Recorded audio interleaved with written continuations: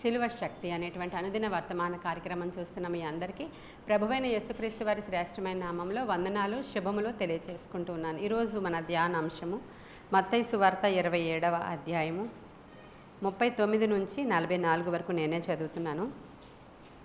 ఆ మార్గమున వెళ్ళుచుండిన వారు తలలూచుచు దేవాలయమును పడగొట్టి 3 దినములలో కట్టువాడా నిన్ను నీవే రక్షించుకొనుము, నీవు దేవుని కుమారుడవైతే శిలువ మీద నుండి దిగుమని చెప్పుచు ఆయనను దూషించిరి. అలాగే శాస్త్రులను పెద్దలను ప్రధాన యాజకులను కూడా ఆయనను అపహసించుచు వీడు ఇతరులను రక్షించెను, తన్ను తానే రక్షించుకొనలేడు, ఇజ్రాయేలు రాజు కదా, ఇప్పుడు శిలువ మీద నుండి దిగిన ఎడల వాని నమ్ముదుము, వాడు దేవుని యందు విశ్వాసం ఉంచెను, నేను దేవుని కుమారుడనని చెప్పెను గనుక ఆయనకిష్టుడైతే ఆయన ఇప్పుడు వానిని తప్పించునని చెప్పిరి. ఆయనతో కూడా సిలువ వేయబడిన బందిపోటు దొంగలను అలాగే నిందించిరి. ఇక్కడ యేసుక్రీస్తు ప్రభు వారిని ఏం చేస్తున్నారు? వీళ్ళందరూ విమర్శిస్తున్నారు. ఒక ప్రక్క నుంచి ఆయన సిలువ, యాగము, భయంకరమైన అన్యాయపు తీర్పు, చాలా భయంకరమైనటువంటి శరీర శ్రమ శోధన అనుభవిస్తున్న ఆయన్ని విమర్శించడం మొదలుపెట్టారు. వీళ్ళందరూ విమర్శ చేస్తున్నారు. ఎవరు విమర్శించిన వాళ్ళు? ఆయన తాలూకా వాళ్ళే. విమర్శిస్తున్న వాళ్ళందరూ సొంత జనాంగము యూదులు. అంత మాత్రమే కాదు, ఈయన రబ్బీ కదా, మిగతా ఉన్నటువంటి ప్రధాన యాజకులు, శాస్త్రులు, పరిచయులు, వీళ్ళందరూ ఆయనకి సంబంధించినటువంటి జాబ్లో ఉన్న వాళ్ళే. అలాంటి వాళ్ళందరూ కూడా ఈయన్ని విమర్శ చేస్తూ ఉన్నారు. దేవాలయము పడగొట్టి 3 రోజుల్లో కట్టేస్తానన్నావు కదా, ఆ శిలువ మించి దిగిపోయి నీకు నువ్వే ప్రూవ్ చేసుకోవచ్చు కదా, నేను దేవుని కుమారుణ్ణని చెప్పావు కదా, నిజంగా ఈయన దేవుని కుమారుని యందు విశ్వాసం ఉంచిన వాడైతే నిజంగా ఇప్పుడు జరుగుతుంది అది, లేకపోతే మనం ఎందుకు నమ్మాలి ఇతన్ని అనుకుని విమర్శ చేస్తూ నానా మాటలు అంటూ తలలు ఊపుకుంటూ, అంటే విమర్శ చేసేటప్పుడు తల తిప్పుతూ మాట్లాడుతూ ఉంటారు కదా, కళ్ళు తిప్పుతూ మాట్లాడుతూ ఉంటారు కదా. ఎవరినైనా ఇదాన్ని అన్నప్పుడు మన మొహం అంతా ఎక్స్ప్రెషన్స్ ఎలా ఉంటుంది? అదొక రకంగా విమర్శిస్తూ ఉంటారు, మూతి ముక్కు ఏకం చేసి. అంటే వీళ్ళు తలలు ఊపుకుంటూ అలా ఇష్టానికి వెట్టకారంగా విమర్శిస్తున్నారు అనేటువంటి, అందుకని వీళ్ళ తలలు ఊచుచు అంటే అక్కడ రాసింది కదా, అలాగా ఆయన్ని రకరకాల విమర్శల చేత హింసిస్తున్నారు వాళ్ళు అక్కడ.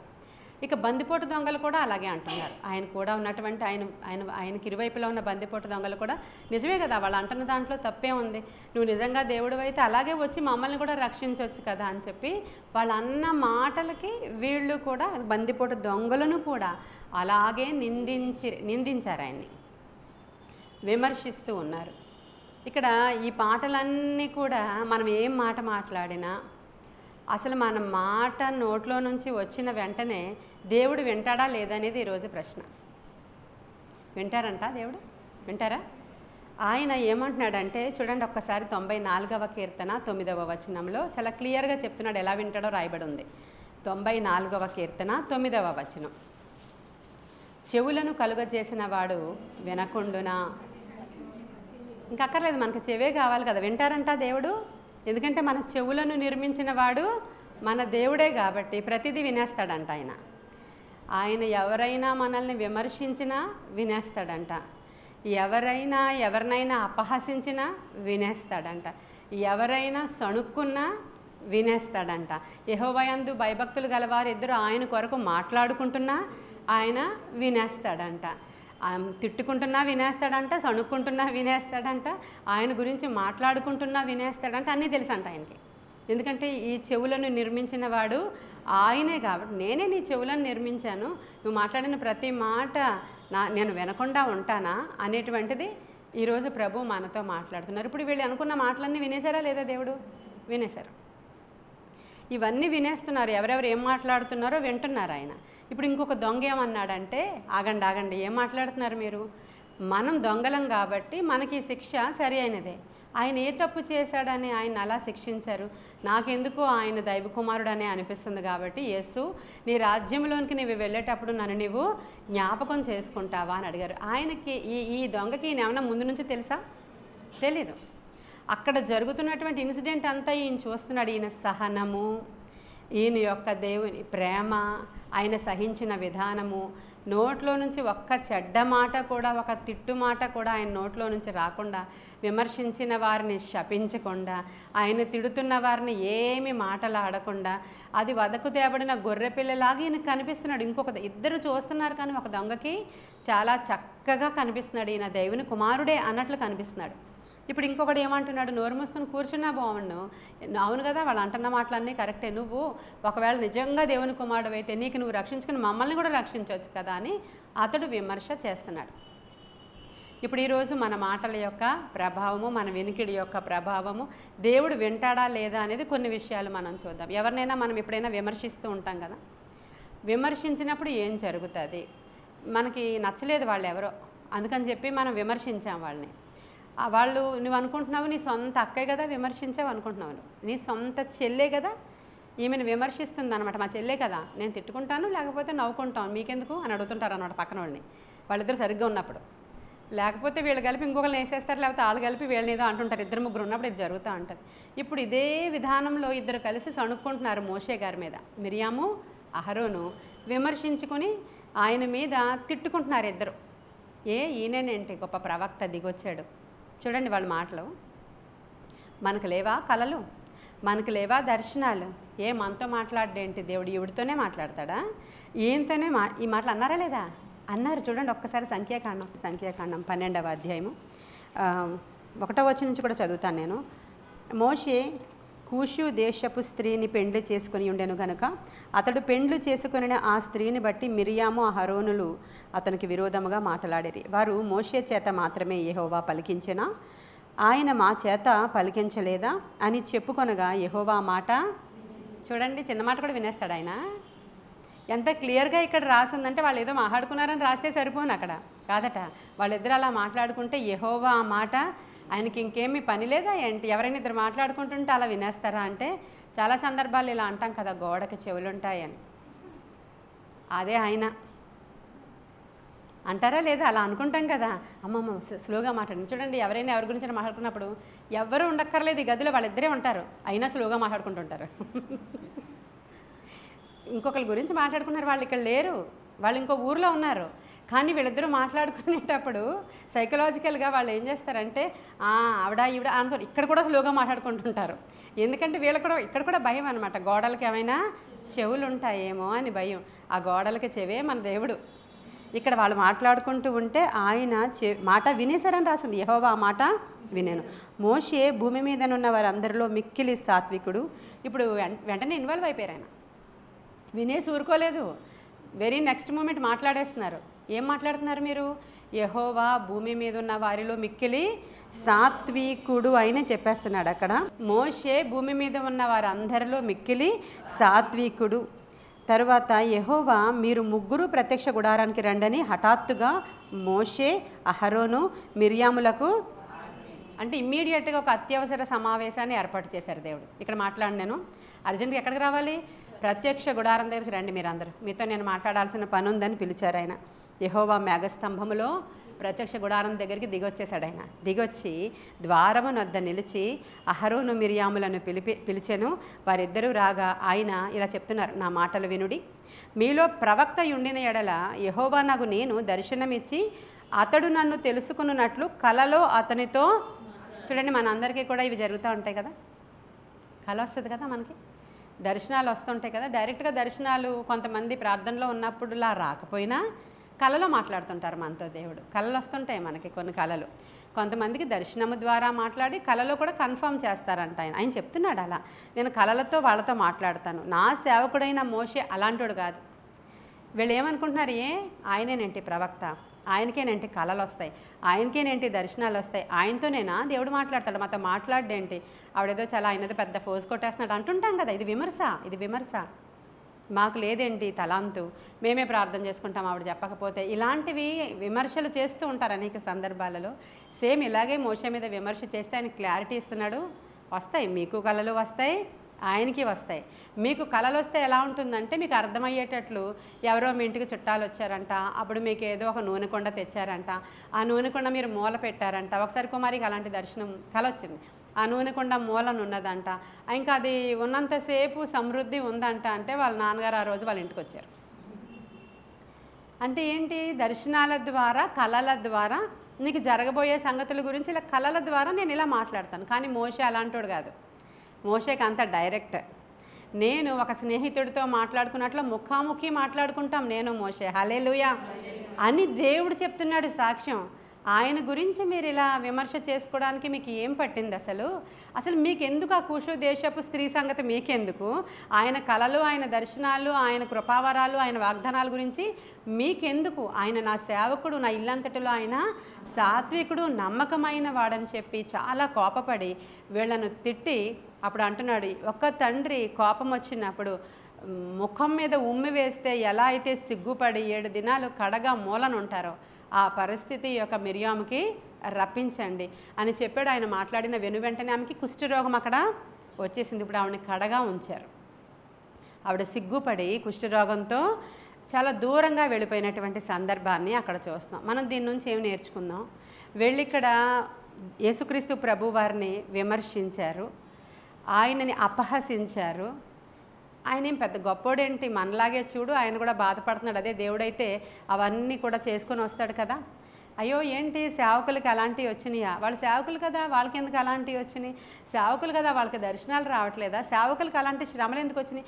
అసలు సేవకులు ఇలా ఉండకూడదు అని చెప్తుంటారు. అంటే వాళ్ళకి కష్టాలు వచ్చినప్పుడు, వాళ్ళకి నష్టాలు వచ్చినప్పుడు, వాళ్ళకి వ్యాధులు వచ్చినప్పుడు, ఎస్పెషల్లీ వాళ్ళ ఇంట్లో వాళ్ళ పిల్లలు ఏమైనా పాడైపోయినప్పుడు, లేదంటే ఇంట్లోంచి చాలామంది ఆడపిల్లలు వెళ్ళిపోతూ ఉంటారు అనమాట కొన్ని సందర్భాలలో, చాలా గృహాలలో అలాంటప్పుడు అన్నీ ఇది సేవకులకి రావాల్సింది కాదు, ఆయన నిజమైన సేవకుడు అయితే ఇది జరగాల్సింది కాదని విమర్శిస్తూ ఉంటారనమాట. ఎప్పుడు ఎలా ఎవరికి ఏం జరుగుతుందో ఎవరికి తెలీదు. వాళ్ళు కూడా మనుషులే కదా. మరి ఈయన పాపం కూషు దేశపు స్త్రీని ఎందుకు చేసుకున్నాడో, అక్కడ పరిస్థితి ఏంటో, ఆయనకి ఎందుకు చేసుకోవాల్సి వచ్చిందో అది ఆయనకే తెలుసు. వీళ్ళకి ఎందుకు ఇప్పుడు? కాబట్టి ఆయన పెళ్లి చేసుకున్న అమ్మాయి గురించి వీళ్ళకి ఎందుకు? ఇది ఆయనకి నచ్చలేదు. ఇలా విమర్శించడం అనేది ఆయనకి అసలు. ఇప్పుడు మన వరకు వద్దాం. మనకి తెలియకుండానే మనము మన సొంత వాళ్ళని విమర్శిస్తూ ఉంటాం. వాడు ఇలాంటోడు, వీళ్ళు అలాంటోళ్ళు, వాళ్ళు మంచోళ్ళు కాదు. అసలు ఇంక ఇవన్నీ విమర్శ అంటే మీకు తెలుసు కదా. తెలియకుండానే మనం అందరిని ఇలా విమర్శిస్తూ ఉంటాం కదా. మరి దాని ఫలితం ఏంటంటారు? విమర్శిస్తే ఆయనట వినేస్తాడంట. వినిన తర్వాత ఒకటి మనకి అవమానం కలుగుతుంది మనం విమర్శించడం ద్వారా. రెండవది మన ప్రయాణము ఆలస్యం అయిపోతుంది. 7 రోజులంట వాళ్ళందరూ ప్రయాణం చేయకుండా, ఈమె కడగా ఉంది కదా అక్కడ, ఈమెను అక్కడ అంటే కడగా అంటే వేరే చోట ఉంచారు కదా, ముఖం మీద ఉమ్మేస్తే ఎలాంటి అవమానం కలుగుతుందో అలా ఈమెను వేరే చోట పెట్టండి అని చెప్తే పాళెం అందరూ కూడా వారి ప్రయాణాన్ని ఆపుకొని గుడారాలను అక్కడే ఉంచుకొని 7 దినముల వరకు వాళ్ళ ప్రయాణం చేయకుండా వెయిట్ చేశారంట. ఇప్పుడు మనము నోటి మాటలతో ఊరకనే అనుకుంటూ, ఒకరి గురించి ఒకరు చెడు మాటలాడుకుంటూ, విమర్శ చేసుకుంటూ, వేలు పెట్టి చూపిస్తూ, తిరస్కరిస్తూ, అది నీ భర్తనే కానీ, నీ కుమారుణ్ణే కానీ, పెళ్ళైపోయిన తర్వాత కొడుకు మీద కూడా చెప్పేస్తుంటుంది తల్లి. పెళ్ళి అయిపోయిన తర్వాత కొడుకు వేరైపోతాడు, ఎందుకంటే కోళ్ళు వచ్చింది కదా. ఇంకా వాడు చూసావా ఎలాగా, అసలు వాళ్ళ ఆవిడనికలు ఎలా తిరుగుతున్నాడో, అసలు వాడికి ఏమన్నా పని పాట ఉందా, ఇది వరకులా లేళ్లే, ఇప్పుడు అంతా మార్చేసిందిలే. ఇవన్నీ కూడా మాట్లాడుతూ ఉంటారు. ఇవి సహజంగా మాట్లాడుకునేవే చెప్తున్నా. ఈ విమర్శ ఎలా ఆ కొడుకు తండ్రి దేవునికి ఇష్టమైన వాడు, ఆ కోడలు దేవునికి ఇష్టమైంది, వాళ్ళందరూ దేవుని బిడ్డలు వాళ్ళు. ఆయన తన ప్రజల ఎడల ప్రీతి గలవాడు. ఆయన ఎవరినైనా విమర్శ చేస్తే ఆయన ఊరుకోడు. విమర్శకి అక్కడ ఫలితము ఉంటుంది. ఈరోజు మనం కూడా అంటే తండ్రి పోలికగా పుట్టినటువంటి మనుష్యులను ఎవడైనా సరే సహోదరుని చూసి వీడు ద్రోహి అంటే వాళ్ళలో దేవుని ప్రేమ ఏముంది అన్నాడు ఆయన. వీళ్ళు ఇలా వాళ్ళు అలా అని మనం మాట్లాడుతూ పదే విమర్శిస్తున్నాం అనుకోండి ఒకరిని, మీకు మీ జీవితంలో మీ ప్రయాణంలో ఆశీర్వాదం ఆలస్యం అయిపోయింది. అక్కడ వారం రోజులే పట్టింది, నీకు ఎన్ని రోజులు పడుతుందో ఎవరికి కూడా అసలు తెలీదు. ఆశీర్వాదం ఆలస్యం అయిపోయింది, అవమానము వచ్చేసింది. ఇక దేవుడైతే కలుగ చేసుకున్నాడు వాళ్ళ విషయంలో. రోగం వచ్చింది, ఇంకోటి ఏమొచ్చింది, రోగం వచ్చేసింది. అనేక రకాలైనటువంటి అనారోగ్యాలకు కూడా ఇది కారణం కావచ్చు. సిలువ దగ్గర నేర్చుకుంటున్నటువంటి పాఠాలు ఇవి. నేను ఎవరిని వాంటెడ్లీ అనాలని మాట్లాడట్లేదు, అలాంటి వాళ్ళు ఎవరు లేరు, నాకు తెలియదు కూడా ఎవరో. ఇది సిలువ దగ్గర ఏమి నేర్చుకుందామంటే అసూయ అండి, ద్వేషం అండి, ఈర్ష్య ఇవి ఉండకూడదని చెప్పారు మా పాస్టర్ గారు. అంటే అక్కడికి అయిపోలేదు సబ్జెక్ట్. కొంచెం ఆ వేర్లు చాలా లోపలికి ఉంటాయి, అవి కంటికి కనపడవు, పైన చెట్లే కనబడుతూ ఉంటాయి. దాని వేర్లు చాలా లోపలికి ఉంటుంది. ఆ వేర్లు ఎలాంటివో ఆ పైన ఫలాలు అలాంటివే కాస్తూ ఉంటాయి. కాబట్టి ఈరోజు మన నోటి మాటలతో మనం ఎవరినైనా ఈరోజు విమర్శిస్తూ మాటికి మాటికి మాటికి ఇంక ఇదే కంప్లైంట్ మనం చెప్తూ ఉన్నామంటే ప్రభా, ఆ నోరు విమర్శించే నోరుగా ఉన్నందుకు ఈరోజు నేను సిగ్గుపడుతున్నాను. నువ్వేమీ ఉమ్మివేయక్కర్లేదు నా ముఖం మీద, నాకు నేనే సిగ్గుపడిపోతున్నాను ఈరోజు. నన్ను నువ్వు క్షమించాలి అనే ప్రార్థన కూర్చున్న మనం అందరం చేసుకోవాలి. ఈరోజు కూర్చున్న మనం అందరము చేసుకుందాం. అటువైపు వాళ్ళు నిజంగా తప్పు చేస్తున్నారు, అయినా వద్దు ఇంక మనకెందుకు. తప్పు చేస్తున్నారు. కుషు దేశపు స్త్రీని చేసేసుకున్నాడు ఆయన. ఈ అక్కకి నచ్చలేదు, అక్క మంచిది కాదంటే ఎంత మంచిదంటే తన ప్రాణాలని పణంగా పెట్టి తమ్ముడిని రక్షించుకుంది. తెలివితేటలు తెచ్చుకుని రాణువ వాళ్ళ దగ్గరికి వెళ్ళి, రాణి దగ్గరికి కూడా వెళ్ళి దాదిని పిలవనా అని కాపలా కాసి ఆ తమ్ముడిని ఎంతో ప్రేమించినటువంటి అక్క తను. పైగా ఆవిడ ప్రవక్త్రి అండి. అసలు ఆవిడ ఒక మంచి ప్రవక్త్రి. తర్వాత ఆవిడ ఆరాధికురాలు. మ్యూజికల్ ఇన్స్ట్రుమెంట్ ప్లే చేస్తూ దేవుణ్ణి ఆరాధిస్తూ ఉంటే ఇజ్రాయేల్ ప్రజలందరూ జోష్తో దాటి వెళ్ళిపోతారనమాట. అదంతా అక్కడ అటువంటి అన్ని క్యాడర్స్ ఉన్న ఆవిడ దూషించడం ద్వారా, విమర్శించడం ద్వారా ఆవిడ సిగ్గుపడింది, కుష్ఠరోగం తెచ్చుకుంది. ఆ తర్వాత చాలా ఈజీగా అవలేలుగా అవతల వాళ్ళని శపించేస్తూ, ఏదో దూషించేస్తూ, ఏదో మాట్లాడేస్తూ, ఏదో నిండిస్తూ ఆవిడ అంతేలే, ఈవిడంతేలే, ఆయన అంతేలే, అయినా ఆమె అస్సలు మంచిది కాదు, అతడు అసలే మంచోడు కాదు, నీవు తీర్పు తీరుస్తూ విమర్శించడం ద్వారా అది నీ అక్కనే చెల్లిని ఎవరినో అనుకోండి, ఇప్పుడు మీరు ఎవరిని తీసుకుంటే వాళ్ళని ఇలా చేయడం ద్వారా మన జీవితంలోనికి విమర్శ ద్వారా ఇంత డ్యామేజ్ జరుగుతుంది. ఈరోజు రెక్టిఫై చేసుకోవాలి. మీరు అందరూ రెక్టిఫై చేసుకుందాం. ప్రభా నిజమే, నీవు చెవి యొగ్గి ఆలకించేటువంటి దేవుడు. ఇక్కడ యెహోవా విన్నారు అనే మాట మీరు అండర్లైన్ చేసుకోవాలి. ఈరోజు ఆయన వినేస్తారు. ఆయన యెహోవా విన్నారంట. ఇంకా కొన్ని సందర్భాలలో మనం ఏం చేస్తామంటే సణుగుడు. ఇంకా దీనికి మనకు లోటు ఉండదు, లోపం ఉండదు, ఎవరికి తెలియదు మనం సణుక్కున్నది. సైలెంట్గా బయటకు వచ్చి తలుపు తీసుకుని ఎంత చక్కగా ప్రైజ్ లాడండి అని చెప్తాం. ఇంట్లో తిట్టేసుకున్నాం చాలా, ఇంట్లో చాలా తిట్టేసుకున్నాం. ఎవరిని? దేవుణ్ణి. సణుక్కుంటారంట, సణుక్కుంటారు. ఇప్పుడు మోషే అని సణుక్కుంటున్నారు మళ్ళీ వీళ్ళందరూ, ప్రజలందరూ. వాళ్ళు గుడారంలో లోపలికి వెళ్ళిపోయి సణుక్కుంటున్నారంట. 106వ కీర్తన తీయండి సార్. 106వ కీర్తన 25. వారు వారి గుడారంలో సణిగిరి అని రాసి ఉంటుంది అక్కడ. 106వ కీర్తన 25వ వచనం ఏముంది అక్కడ? వాళ్ళు ఎవరి గుడారంలో సణిగారంట? ప్రత్యక్ష గుడారంలో కాదు, ఎవరి గుడారాలు వాళ్ళకు ఉంటాయి కదా, ఎవరి టెంట్లో వాళ్ళు ఉంటారు కదా, వాళ్ళు వాళ్ళ గుడారంలో వెళ్ళి ఏం చేశారంట? సణుక్కున్నారు. ఏం దేవుడు, ఏం లోకం, ఏం మోసే, ఏం లోకం, ఇంకా ఇంకా ఇంకా తీసుకెళ్తాడు, ఇక్కడ తీసుకొచ్చి ఇలా పడేశాడు, ఆయన ఏంటో ఇంకా ఆగండి, ఇంకా ఆలోచించండి, ఇంకా ముందుకు వెళ్ళండి అంటాడు. అసలు ఏంటి ప్రయాణం ఏంటి, ఈ పద్ధతి ఏంటి, ఈ సంచార జీవితం ఏంటి అసలు ఇంకా ఇంకా వాళ్ళ ఇష్టం. వాళ్ళ గుడారాలలో వాళ్ళు సణుక్కున్నారంట. 16:7 నిర్గమ చూడండి. యెహోవా మీద సణిగిడ సణుగులను. ఇప్పుడు అది ఈ సణుగుడంతా ఎవరి మీద? దేవుడి మీదే వాళ్ళు సణిగేసుకుంటున్నారండి. అంటే ఎలా సణుక్కుంటారు అని అంటే, దేవుడు మాకెందుకు చేస్తాడులే, ఆయన పక్కింటి వాళ్ళకైతే బాగా చేస్తాడు, అదిగో వాళ్ళకైతే బాగా చేస్తాడు, వీళ్ళకైతే బాగా చేస్తాడు. వాళ్ళకి అసలు భక్తే లేదు, వాళ్ళకి అసలు న్యాయం లేదు. ఒక మాటలో చెప్పాలంటే భక్తి తర్వాత సంగతి అండి. వాళ్ళ ఇష్టం, వాళ్ళ చర్చిలో అలా నేర్పించలేదు, వాళ్ళు అలా ఉన్నారు. న్యాయం లేదండి. ఫస్ట్ వాళ్ళు ఏం మాట్లాడతారో వాళ్ళకే తెలియదండి, వాళ్ళు ఏం చేస్తారో వాళ్ళకే తెలియదండి. అయినా దేవుడికి వాళ్ళే ఇష్టం లేండి, వాళ్ళే బాగున్నారు ఈ మధ్యకాలంలో. ఈ మాటలన్నీ సణుగుడే కదా, తిట్టుకుంటుంటారు అనమాట. ఎవరిని? దేవుణ్ణి తిట్టేసుకుంటున్నాం డైరెక్ట్గా. ఆయనకి నీతి న్యాయాలు లేవని మాట్లాడుకుంటున్నామంట మనం. ఆయన పక్షపాతం గలవాడని మాట్లాడుకుంటున్నామంట మనం. ఆయన వాళ్ళకే మంచిగా చేస్తాడు లేని ఆయన గురించి మనం సడిగేసుకుంటున్నామంట. ఇది ఆయన వినేశాడంట. ఉంది కదా రాశాడు క్లియర్గా. ఈ సణుగుడు ఆయన వినేశాడంట. ఈ సణుగుడు ఆయనకి ఎంత మాత్రం ఇష్టం లేదు కాబట్టి సణుగుడు నిజంగా మరణాన్ని తీసుకొస్తుందండి ఇంట్లోకి. సణుగుడు మరణాన్నే తీసుకొస్తుంది ఇంట్లోనికి. ఎవరికైనా ఇలాంటి సణుగుడు జబ్బు ఉంటే వెంటనే విడిచిపెట్టుకోవడం చాలా ప్రాముఖ్యమైన విషయం. మీ ఇంట్లో మీ పిల్లల మాట వినకపోవచ్చు, వాళ్ళు మంచోళ్ళు గారు, అసలు మాట వినరు, లోబడరు, అసలు ఏదైనా కానీ మిమ్మల్ని మీరే శపించేసుకొని తిట్టేసుకొని దేవుణ్ణి కూడా తిట్టేసుకొని ఎంత ప్రార్థన చేస్తున్నా ఏంటో ఈ బ్రతుకు అని అనేసుకుంటారు. అనేసిన తర్వాత అది జరిగిపోయాక దేవుడు ఎందుకు ఇలా చేశాడని అడుగుతారు. మరి మిమ్మల్ని మీరే శపించుకున్నారు, మీ మీద మీరే ఒట్టు పెట్టుకున్నారు, మిమ్మల్ని మీరే అసలు మాకు ఎందుకు వచ్చిన బ్రతికిది అని అన్నారు. అది పోతే బాగుండని అన్నారు కదా, మరి ఎందుకు? మరి ఇవన్నీ కూడా మీరే అన్నారు కదా, మీ నోటి ఫలం మీరు ఖచ్చితంగా అక్కడ అనుభవించేస్తారు. రెండవది, దేవుని మీద, ఆయన జడ్జిమెంట్, ఆయన యొక్క నిర్మాణం మీద ఎంత మాత్రం సణుక్కోకూడదు. అంటే ఎగ్జాంపుల్ చెప్తాను మీకు. మనకి ఏదో లేదు, సొంత గృహం లేదు మనకి. ఈ అద్దెంటి వాళ్ళు చాలా టార్చర్ పెట్టేస్తున్నారు. చాలా టార్చర్ పెట్టేసి నీళ్ళు వాడొద్దంటారు, ఇంకోటి అంటారు, రెంట్ పెంచేసామంటారు, ఎక్కువ లేట్ నైట్ వరకు ఉంటే ఎందుకు లేచున్నారంటారు, గేట్లు వేయలేదంటారు, ఏవో అంటారు. ఒక్క సొంత ఇల్లు సంపాదించుకోలేకపోయాము, సొంత ఇల్లు కట్టుకోలేకపోయాము, నువ్వు కట్టలేదని మొదలెడతాం భర్త మీద. మొత్తానికి ఆయన తిట్టి ఈ దేవుడు నాకు ఎందుకు ఇల్లు ఇయ్యలేదు అని మళ్ళీ దేవుడి మీదకి వెళ్ళిపోతామంట. మనం సొంత ఇల్లు ఇవ్వలేదని మనం దేవుడిని కూడా తిట్టుకోవడం మొదలైపోద్ది. అస్సలు సొంత ఇల్లు కాదు కదా, అద్దిల్లు కాదు కదా, చిన్న రేకింట్లో పూరింట్లో ఉండేటువంటి కెపాసిటీ కూడా లేని వాళ్ళని ఒక్కసారి చూడమని దేవుడు చెప్తాడు మనకి. నీకు అద్దిల్లు, నువ్వు ఇక్కడ ఏమైనా శాశ్వతంగా ఉండిపోతావా? సొంత ఇల్లు కట్టుకున్నా సరే. ఇది ఆలోచించండి. సొంత ఇల్లు లేని వాళ్ళు, సొంత ఇల్లు లేదు, నువ్వేమైనా ఇక్కడ శాశ్వతంగా ఉండిపోతావా? అప్పుడు మీరేం చెప్తారంటే పిల్లలకు ఉండాలి కదండి. మరి మీకు ఇవ్వలేదు కదా తల్లిదండ్రులు, అలాగే కదా మనం బ్రతుకుతున్నాం. మళ్ళీ మరి పిల్లలకు ఉండాలి కదండి, అందుకే తిట్టుకుంటున్నాను నేను ఇక్కడ కూర్చొని అని చెప్పి అలా అంటే అస్సలు లేని వాళ్ళని చూసినప్పుడు దేవుడు ఏమనుకుంటాడంటే, నాకు ఇచ్చిన ఈ స్థితిని బట్టి నీకు వందనాలని చెప్పాలని దేవుడు కోరుకుంటాడండి. అలా దేవుని యొక్క ఆలోచన అలా ఉంటుంది, మన ఆలోచన ఇలా ఉంటుంది.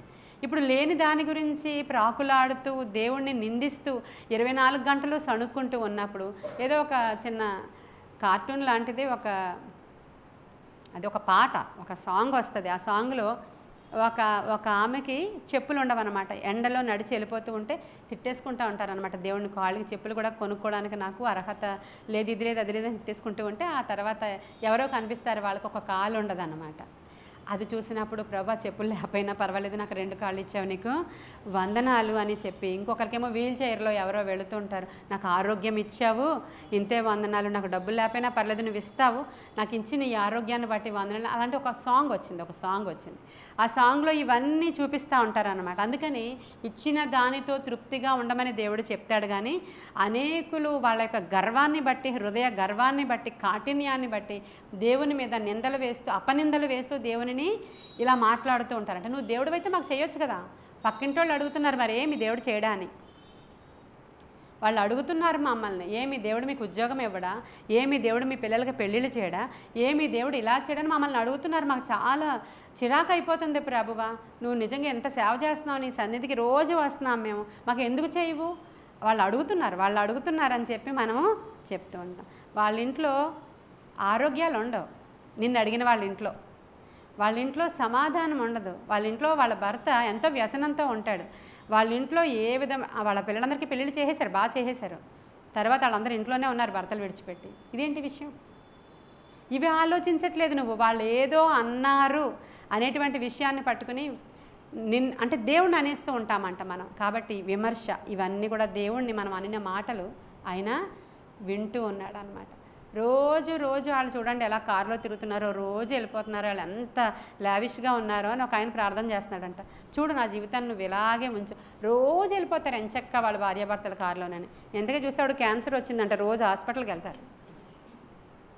అప్పుడు దేవుడు చెప్పాడంట, నువ్వే వెళ్తావా రోజు కారులో, ఇవనా నేను అని అడిగాడంట ఆయన. నోరు మూసుకొని కూర్చున్నాడంట ఈయన.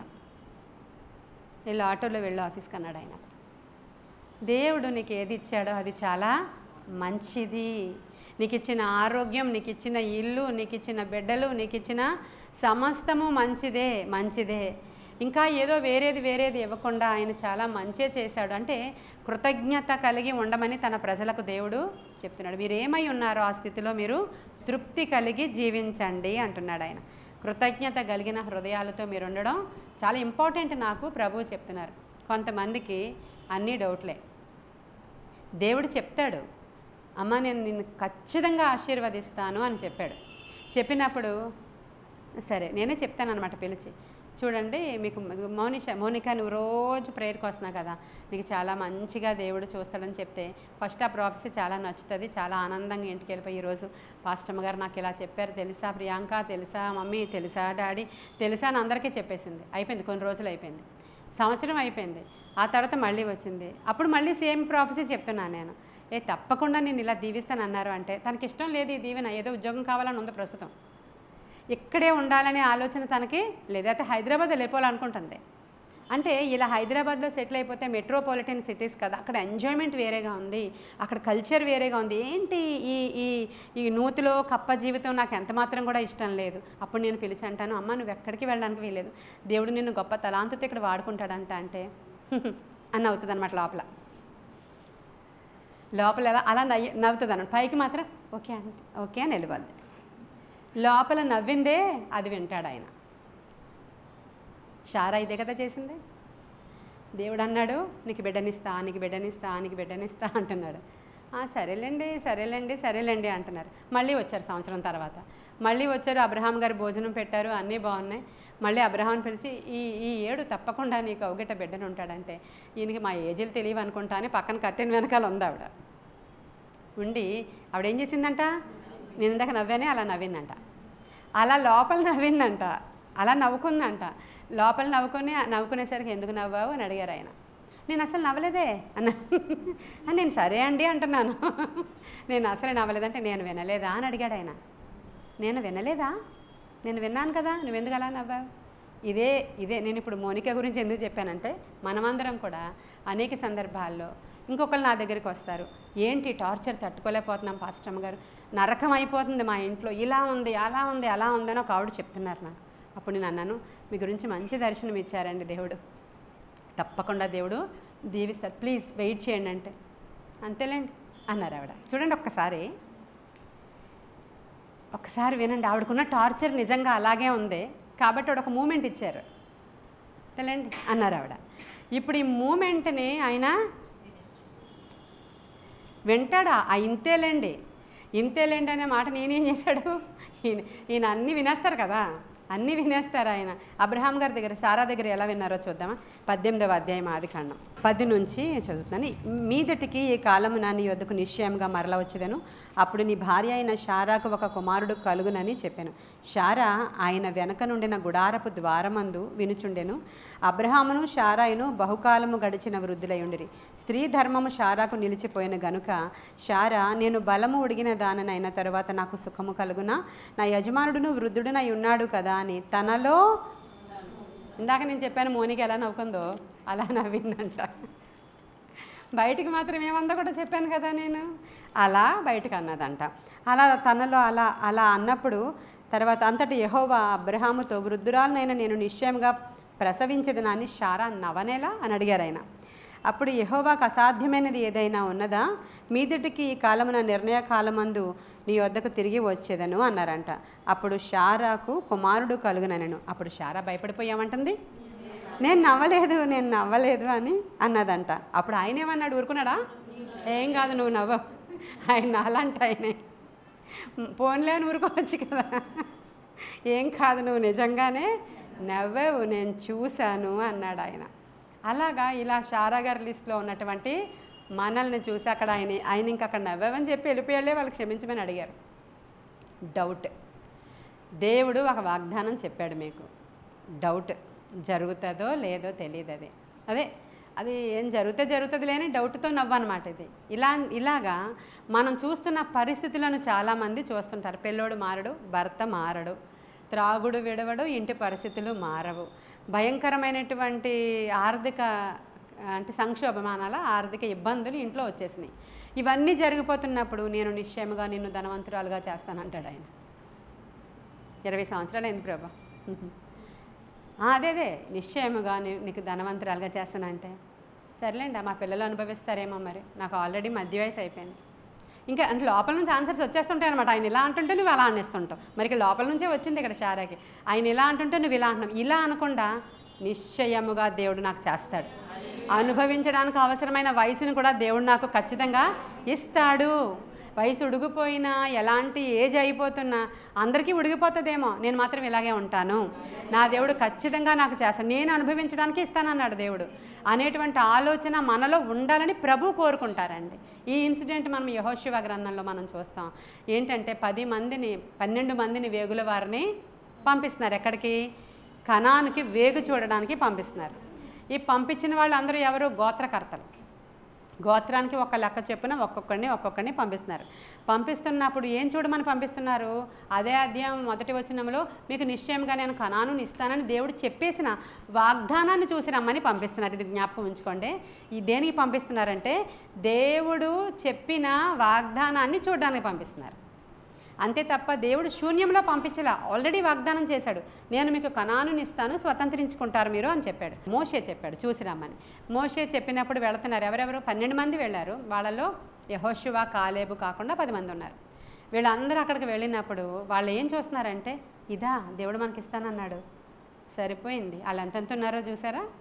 ఇవే వాళ్ళు అక్కడ మాట్లాడుకుంటున్నారు. వాళ్ళు అమ్మో ఒక్కొక్కడు జెయింట్స్ లాగా ఉన్నాడు, అమ్మో మనం మిడతల్లా ఉన్నామే. వాళ్ళ దగ్గర వీళ్ళు మాట్లాడుకుంటున్నారు అనమాట. 10 మంది మాట్లాడుకుంటున్నారు. మిడతల్లా ఉన్నామే, అవదని చెప్పేద్దాం ఇంటికి వెళ్ళి. నాకైతే నీకేమన్నా అనిపిస్తుంది? నాకేమనిపించట్లేదు, నాకు కూడా భయం వేస్తుంది బాబు. నువ్వు కూడా అదే మాట మీద ఉండు. నువ్వు కూడా 10 మంది అంతే. ఇప్పుడు యెహోషువ, కాలేబు ఉన్నారు. వీళ్ళు ఏమనుకుంటున్నారంటే చూశారు, వాళ్ళు చూశారు, అంతే చూశారు. సరే పదండి వెళ్ళిపోదాం. వెళ్ళేటప్పుడు వెళుతూ ఒక ద్రాక్ష గెల పట్టుకుని వెళ్ళారు. ఆ ద్రాక్ష గెల చాలా ఎత్తుంది. ఇద్దరు దండెతో దండం మీద అంటే భుజాల మీద మోసుకొని తీసుకొని పోయారు.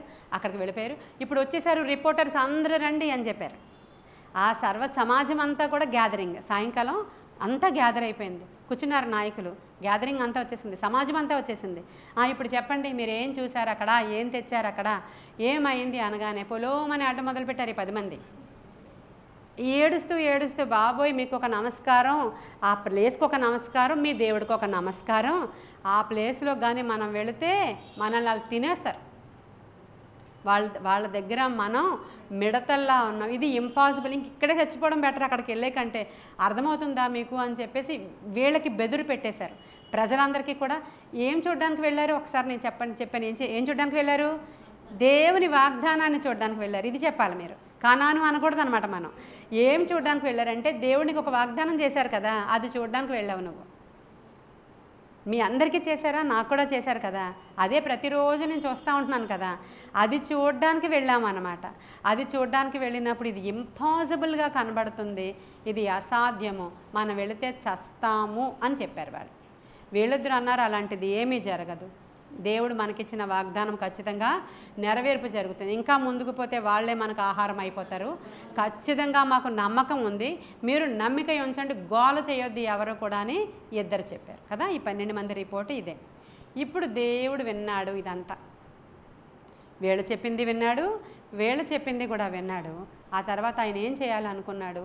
ఆయనకి నచ్చలేదు 10 మంది రిపోర్టు. ఎందుకంటే మనము విశ్వాసముతో మాట్లాడాలని దేవుడు ఎప్పుడూ కోరుకుంటాడంట.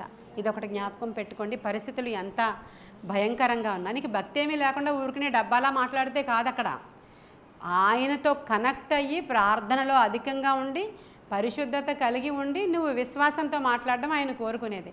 కొంతమందికి ఏమి ఉండవు, ఊరికి అది జరిగిపోద్ది అంతే అంటుంటారు. అదేలా జరిగిపోద్ది నీకు? యెహోషువ, కాలేబులు చాలా తగ్గింపు కలిగిన మనుషులు. యెహోషువ, కాలేబులు హైడ్ అయిపోయి మూల నుండి ఆ నాయకులు మాత్రమే ఎదురుగా చూపించే మనుషులు. యెహోషువ, కాలేబులు చాలా ప్రార్థనాపరులు. వాళ్ళు చాలా విశ్వాస వీరుల జాబితాలో ఉన్నారు. వాళ్ళిద్దరికీ విశ్వాసం చాలా ఎక్కువ. సూర్యుడిని ఆపేసే అంత విశ్వాసం యెహోషువకి. అసలు 80 సంవత్సరాల వయసులో యుద్ధానికి పోయి హెబ్రోన్ను జయించిన విశ్వాసం ఎవరిది? కాలేబుది. మనం ఎవరు రీచ్ అవ్వలేనంత విశ్వాస వీరులు వాళ్ళిద్దరు కూడా. వాళ్ళని ఈరోజు మనం ముందు పెడుతున్నారు ఆయన. మీరు అటువంటి వారే అని ప్రభు మనల్ని అలా చూస్తున్నారు. సంఖ్యాకాండం 13 చూడండి, 2వ వచనం నేను చదువుతున్నానే. 1-2 13వ అధ్యాయం సంఖ్యాకాండం. యెహోవా మోషేకు ఇలాగు సెలవిచ్చాను, నేను ఇశ్రాయేలీయులకు ఇచ్చుచున్న కనాను దేశమును సంచరించి చూచుటకు. ఏమని చెప్పాడు? ఇశ్రాయేలీయులకు నేను ఇచ్చేస్తున్నాను. ఇస్తానన్నా కాదు, నేను ఇస్తున్నటువంటి ఆ దేశాన్ని, మీకు ఇస్తున్న బ్లెస్సింగ్ని, మీకు ఇస్తానని చెప్పిన వాగ్దానం చేసిన దాన్ని ఒకసారి చూసిరండి. ఆయన చెప్పడం చూసారా మీరు? నేను ఇచ్చిచున్న దేశాన్ని చూడడానికి వేగుల వారిని పంపమని, కనాను సంచరించి చూచుటకు నీవు మనుష్యులను పంపము, వారు పితరుల గోత్రములలో ఒక్కొక్క దాని నుండి ఒక్కొక్క మనుషుని మీరు పంపాలి. ఇప్పుడు పంపినప్పుడు ఏమైందో మనం చూసేసాం. 23వ వచనం 13లోనే చూడండి. వాళ్ళు ఎష్కోలు లోయలోనికి వచ్చి ద్రాక్ష గెలను కోసుకొచ్చారు, దండెతో మోసుకొచ్చారు. ఆ తర్వాత క్రిందకు వచ్చేసేయండి 27వ వచనం దగ్గరికి, అంటే 26 నుంచి చూస్తే మీరు మధ్యలోంచి చూడండి. వారికి సర్వ సమాజమునకు సమాచారము తెలియచెప్పి ఈ దేశపు పండ్లను వారికి చూపించిరి. వారు అతనికి తెలియపరిచినదేమనగా, నీవు మమ్మను పంపిన దేశమునకు వెళ్ళితిమి, అది పాలు తేనెలు ప్రవహించే దేశమే, దాని పళ్ళివి. అయితే ఆ దేశములో నివసించు జనులు బలవంతులు, వారి పట్టణములు ప్రాకారము గలవి, అవి మిక్కిలి గొప్పవి. మరియు అక్కడ అనాకీయులను చూచితిమి. అమాలేకీయులు దక్షిణ దేశంలో నివసించుచున్నారు. హిత్తీయులు, యోబూసీయులు, అమోరీయులు, కొండ దేశములు, వీళ్ళందరూ అక్కడ ఉన్నారండి. ఈ కనాను జాతుల వాళ్ళు వీళ్ళందరూ. తర్వాత చరిత్రలు ఎక్కడ కనపడరు వీళ్ళందరూ. దేవుడు వాళ్ళందరినీ నాశనం చేశారు. ఈరోజు కూడా మీరు హిత్తీలను అడగండి, అక్కడికి వెళ్ళి అమోరీలను అడగండి, యోబూసీయులను అడగండి, లేదు ఇజ్రాయిలీలను అడగండి. హల్లెలూయా, అది వాగ్దానం. హల్లెలూయా, అదే వాగ్దానము. వాళ్ళందరినీ నేను కొట్టివేసి మీరే ఉంటారు, వాళ్ళు ఎవ్వరూ ఉండరు. ఎక్కడికైనా వెళ్ళి అడగండి మీరు, అమోరీయుల దేశం ఎక్కడుందండి అని అడగండి, ఇజ్రాయిలీల దేశం ఎక్కడుందండి అని అడగండి. అది దేవుని వాగ్దానాలు సత్యములు. వాగ్దానం చేసిన వాడు నమ్మదగినవాడు. ఈరోజు మన పరిస్థితులు ఎలా ఉన్నా తన బిడ్డలు విశ్వాసంతో చలించాలని ఆయన కోరుకుంటాడు. మనకు జరుగుతున్నటువంటి ప్రతి పరీక్షలో మీనగర్కి ఒక రకమైన పరీక్ష ఉంటే శ్యామలకు ఇంకొక రకమైన పరీక్ష ఉంటుంది. అందరికీ ఒకలాంటివి కాదు, కానీ వారి వారి పరీక్షల్లో వాళ్ళు విశ్వాసంతో చలించాలి, వాళ్ళు బలంగా ఉండాలి, ప్రార్థనాపరులై ఉండాలి, పరిశుద్ధులై జీవించాలి. వీటిల్లో ఏది లోపించినా కూడా ఆ వాగ్దానం నెరవేర్పుకు అక్కడ అది ఆటంకం అయిపోతుంది. అది ఆటంకం అయిపోతుంది. యోసేపుకి తప్పు పని చేసేసాడు అనుకోండి, ఆ వాగ్దానానికి అది ఆటంకం అయిపోను. అతను పరిశుద్ధుడిగా ఉన్నాడు కనుక వాగ్దానం. నేను చెప్పిన ఈ మాటలు అన్నీ కూడా ఉండాలని చెప్పడానికి చెప్పాను. ఇప్పుడు వీళ్ళందరి పేర్లు చెప్పేశారు దేవుడు.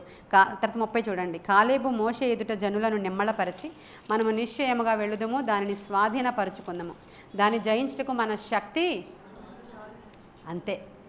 మన ప్రార్థనా శక్తి చాలు, మన దేవుని యొక్క వాగ్దానము చాలు. మన కంటికి వాళ్ళు చాలా హైగా కనబడుతున్నారండి. వాళ్ళ బిల్డింగ్స్ చాలా గొప్పవి, మనుషులు గొప్పవాళ్ళు. ఈ గవర్నమెంట్ వాళ్ళే ఇప్పుడు రూల్ చేస్తున్నారు.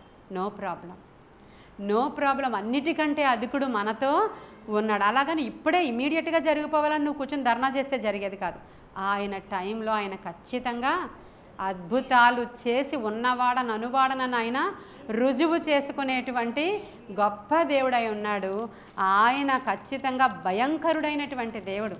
ఆయన పేరే అది, ఆయన భయంకరుడైనటువంటి దేవుడు. దాన్ని జయించుటకు మన శక్తి చాలునెను. అయితే అతనితో కూడా పోయిన ఆ మనుష్యులు, ఆ జనులు మనకంటే బలవంతులు, మనము వారి మీదకి పోజాలమనిరి. అప్పుడు ఆయన కూడా వచ్చిన వాళ్ళు ఏమన్నారంటే, వీళ్ళేమన్నారంటే మన శక్తి సరిపోద్ది అన్నారు వాళ్ళు. 31లో 32లో వీళ్ళేమన్నారంటే మన శక్తి సరిపోదు అని చెప్పి చెడ్డ సమాచారము చెప్పారంట వాళ్ళు. 32 చివరిలో చూసారా, ఇలా అవిశ్వాసంగా మాట్లాడిన మాటని ప్రభువు ఏమంటున్నారు? చెడ్డ సమాచారం. మనం ఎప్పుడైనా సరే ఇలా అవిశ్వాసపు మాటలు మన నోట్లోంచి మాట్లాడుతూ ఉంటాం కదా, ఇది చెడ్డ సమాచారం అంట. అప్పుడు మనం ఏమనుకుంటామంటే ఉన్నట్టుగా మాట్లాడింది, దాంట్లో చెడ్డ సమాచారం ఏంటి అనుకుంటాం. మనం ఉన్నట్లే చెప్పింది ఆ అమ్మాయి, మరి అక్కడ అలా జరుగుతుంది అని అంటాం మనం. అది ఇష్టపడట్లేదు దేవుడు. మన దేవుడు ఏం చెప్పాడో అదే జరగాలంటున్నాడు ఆయన. అది ఎప్పుడు జరుగుతుందో ఎక్కడ జరుగుతుందో మీకు అనవసరం, మీ నోట్లోంచి మాత్రం మీరు అలాగే అనాలి. నా దేవుడు చేస్తాడంతే, న్యాయం జరుగుతుంది అంతే. అక్కడ ఆయన ఏమి చేసినా ఆయన ఇచ్చ చెప్పున చేస్తాడు. సమస్తానికి ఒక ఖచ్చితమైనటువంటి సిస్టమ్ ఉంటుంది. మా దేవుడు సజీవుడు, ఆయన చెవియొగ్గి ఆలకించేవాడు, చెవులను నిర్మించిన వాడు, నా ప్రార్థన వినువాడు, ఆయన హస్తములేవి కొరచగా లేవు, మాకు సహాయము చేయ నేరకుండునట్లు. ఈ మాటలే రావాలట మన నోట్లోంచి. సరే, వీళ్ళందరూ మాట్లాడేశారు కదండి, అయిపోయింది. ఇప్పుడు ఏం జరిగింది? లాస్ట్లో ఏం జరిగింది? మాట్లాడేశారు. కొందరు అవిశ్వాసంగాను మాట్లాడేశారు, కొందరు విశ్వాసంగాను మాట్లాడేశారు. ఏం జరిగిందంటే మీ అందరికీ తెలుసు, కనాను వెళ్ళిపోయారు. అయితే అవిశ్వాసంగా మాట్లాడిన వారు వెళ్ళారా అంటే వెళ్ళలేదు. అది కూడా మీకు చూపిస్తాను, చూడాలి మీరు. సంఖ్యాకాండం 14లోనే 36, 37 అండి. ఆ దేశమును సంచరించి చూచుటకై మోషే చేత పంపబడి తిరిగి వచ్చి ఆ దేశమును గూర్చి చెడ్డ సమాచారము చెప్పుట వలన సర్వ సమాజము అతని మీద సణుగునట్లు చేసిన మనుష్యులు, అనగా ఆ దేశమును గూర్చి చెడ్డ సమాచారమును చెప్పిన మనుష్యులు యెహోవా సన్నిధిని తెగులు చేత చనిపోయిరి. చూసారా? ఈజీ విషయాలా మాట్లాడేసి క్షమించేమన్నా? ఈజీ విషయాలా నీ నోటితో శపించేసుకొని క్షమించే అన్నాం? ఈజీ విషయాలా విమర్శించేసి సారీ చెప్పడం? ఈజీ విషయాలా నువ్వు నీ చెడ్డ సమాచారాన్ని ఇచ్చేసి దేవుని దగ్గర నుంచి బ్లెస్సింగ్ పొందుకోవడం? ఈరోజు భయం వేస్తుందా చెప్తుంటే? హెప్సిబా భయమేస్తుంది కదా. విమర్శించొద్దు ఎవరిని, డౌట్గా దేవుని శంకించొద్దు, దేవుని మాటల్ని అంటే ఇందాక చెప్పిన నవ్వొద్దు దేవుడి దగ్గర. అంటే చేస్తాడులే, చేశాడులే, అలా ఉంటే ఇలా ఎందుకు జరిగింది మాకు అనే మాటలు మీ ఇల్లుని పట్టేసుకుంటాయి. ఇంకా ఎంత మాత్రం అక్కడ సమాధానం ఉండదు. కాబట్టి చాలా జాగ్రత్త. అని వాడుకోవడానికి ఈయనేమి బొమ్మ కాదు, దేవుడు, జీవము కలిగిన దేవుడు. కృప ఎంత పవర్ఫుల్గా ఉందో అంత పవర్ఫుల్గా ఆయన ఉగ్రత కూడా ఉంటుంది. కానీ ఈ రోజుల్లో కృప మనల్ని ఆవరించింది కాబట్టి టిట్ ఫర్ టాట్ జరగట్లేదు. అంటే ఏంటి, కంటికి కన్ను పంటికి పన్ను జరగదు. ఆయన టైంలో ఆయన మూవ్ అవుతాడు. ఆ తర్వాత ఇది ఇలా ఉంటుంది, ఇక్కడ జవాబు ఇలా ఉంటుంది. ఎంత క్లియర్గా అండర్లైన్ చేసుకున్నారా మనుషులు? ఏ మనుషులట? ఖచ్చితంగా చెడ్డ సమాచారం చెప్పారు. సేవకులకి చెడ్డ సమాచారం చెప్పి భయపెట్టేస్తూ ఉంటారే, అలా చెప్పకూడదు. నిజంగానే మీకు చెప్తున్నాను. అంటే మనము విమర్శలు చేస్తారు, ఇంకొకళ్ళ మీద చెడ్డ సమాచారం చెప్తారు, ఇంకొకళ్ళ మీద పాయింట్అవుట్ చేస్తాం, ఇంకొకళ్ళ మీద మనం నిందలు మోపేస్తాము. అంటే చాలా సంఘాలలో ఇవి జరుగుతున్నాయని నిన్నటి దినమే అమ్మాయికి దర్శనంలో చూపించారు కుమారికి. మన సంఘంలో కాదు, చాలా సంఘాలలో ఇలా సేవకుల మీద నేరాలు మోపడం, సేవకుల్ని హింసించడం. అంటే హింసించడం అంటే కొట్టరు వచ్చి ఈ విశ్వాసులు, ఆయన నాకు చేయలేదు మీకు చేశాడు, ఆ పాస్టర్ ఇదిగో మేము బరియలకి రమ్మంటే రాలేదు, మా ఇంటికి కాటేజ్ మీటింగ్కి రాలేదు, మా ఇంట్లో మా పాపకు ఒంట్లో బాగాలేదని 3 సార్లు ఫోన్ చేశానండి, అయినా సరే రాలేదు ఆ పాస్టర్ గారు. అదే మేము వెళ్ళొచ్చిన కొత్తలో అయితే అంటే వచ్చేసేవారు మా ఇంటికి. ఈ నిందలు, ఈ విమర్శలు, గందరగోళాలు, అందుకే నాకు ఇష్టం లేదండి. మా అందరం మానేద్దాం అనుకుంటున్నాం. మీరు ఎలాగనుకుంటున్నారా? నేను 6 నెలల నుంచి అనుకుంటున్నారు. ఎక్కడైనా మంచి మందిరం ఉందేమో చూడండి. ఇలా ఉన్నాయంట సంఘాలన్నీ. ప్రభు బాధతో చెప్పారు. వాళ్ళు రక్షించబడ్డానికి ఆ సేవకుడు ఎంతో కష్టపడ్డాడు. వాళ్ళ నా సంఘంలో నాటాడు దేవుడే. ఎందుకు నువ్వు చిన్న చిన్న విషయాలను పట్టుకుని గందరగోళంగా మాట్లాడుతున్నావు? చెడ్డ సమాచారం ఎందుకు పుట్టిస్తున్నావు? చెడ్డ సమాచారం పుట్టిస్తే అల్టిమేట్గా జరిగేది ఇదే అని చెప్తున్నాడు ఆయన. వారు ఎవరైతే చెడ్డ సమాచారం చెప్పిన మనుషులు ఉన్నారో యెహోవా సన్నిధిని ఎలా చనిపోయారు వాళ్ళు? భూమి ఏమీ నెరవేర్చలేదు, భూకంపం రాలేదు, ఆకు రాలినట్లు రాలేదు, జబ్బులు వచ్చాయి.